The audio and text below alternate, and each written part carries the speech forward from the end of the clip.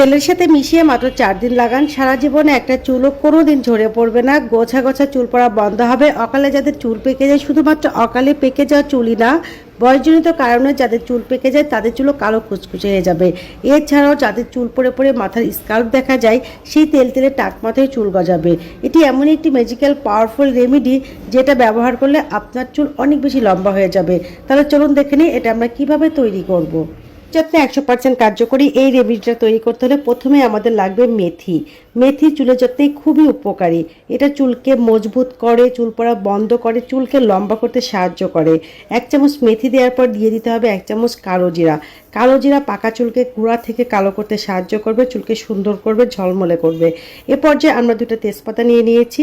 তেজপাতা 2টাকে একদম ছোট ছোট টুকরা করে নিতে হবে। তেজপাতা চুলের যত্নে খুবই উপকারী। এ পর্যায়ে আমরা এর ভিতর দিয়ে দেব অ্যালোভেরা জেল।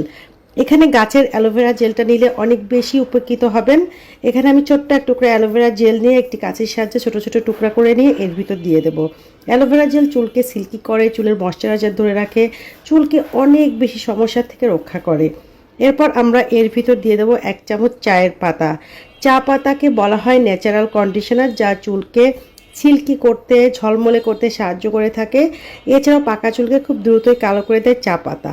এখন 1 কাপ পরিমাণ পানি দিয়ে আমরা চুলার হিটটাকে লো হিটে রেখে 5 থেকে 7 মিনিট জাল করে নেব। যখন অ্যালোভেরা জেল সহ অন্যান্য উপাদানগুলো সিদ্ধ হয়ে যাবে, তখন চুলার জালটাকে বন্ধ করে উপাদানগুলো ঠান্ডা করে নেওয়ার পর একটি ব্লেন্ডার জারে অথবা শিলপাটাতে বেটে নিতে পারবেন। এরপর আমরা একটি ছাঁকনির সাহায্যে এটাকে ছেঁকে আলাদা করে নেব।